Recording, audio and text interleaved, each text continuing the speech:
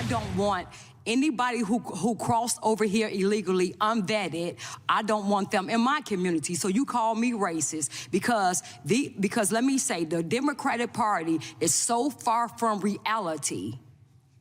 They go in their gated communities. I don't see any of those people that's advocating to keep these people here.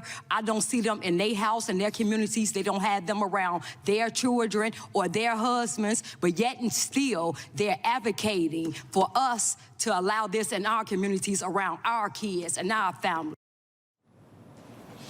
Tonight's red hot video, that's Chicago resident Danielle Carter Walters torching Democrats during a congressional hearing this week, accusing the party, the Democrat Party, of her Chicago party, of advocating for public policies that they themselves never actually have to live with because, you know, the elitist, leftist lifestyle insulating them from their own policies. And that's, you know, she's given them a little bit of what for. I've got to say, Amber, are the Democrats going to hear this?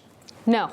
But look, this should be a no-brainer. Sanctuary city policies are ways that the Democrats protect illegal alien accused criminals. And sorry, if you're here illegally, you don't get the benefit of due process to determine whether or not you're actually a criminal before you have to go home. It should be enough, I think, that you've been picked up by police and arrested. And there's been too many cases of people accused of heinous crimes like rape and murder who have been released back into communities, or lower-level crimes like theft, who have then flown to Georgia and ended up killing American citizens. It's completely unacceptable. Why are the Democrats defending this hammer and sickle down to the last man?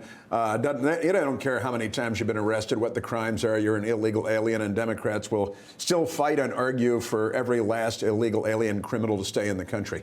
No, I think there are things that Democrats want, which is due process. You deserve due process. That's part of our Constitution. The other thing is, I agree with Amber. If you are accused of a crime and you are convicted, you need to go home.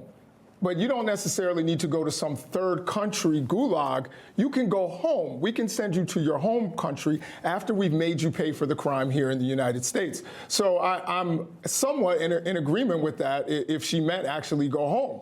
I think no, so. I don't First, mean we'll pay millions of dollars to keep the murderers and rapists in prison for decades, and then we'll send them back home. The beauty of the El Salvador deal is that American taxpayers are paying a significantly reduced rate to keep these criminals and gang members locked up in El Salvador, as opposed to the United States, where, by the way, they would also have to pay all the taxpayer money required for going through a lengthy trial. So 75% of them, according to records, have not been accused or convicted of a crime either here or anywhere else. It's not a crime to be a member of a gang. Send them to a gulag somewhere, and they're not. But many of them, you can't even prove that they're gang members. That's part of what these courts are saying. Can you give an example of that? I think sure. What we need to focus on is what we just heard with Ms. Carter Walters from Chicago, is the frustration that Americans are seeing that transcends socioeconomic, diversity, all that transcends. And this is exactly the pinpoint that Donald Trump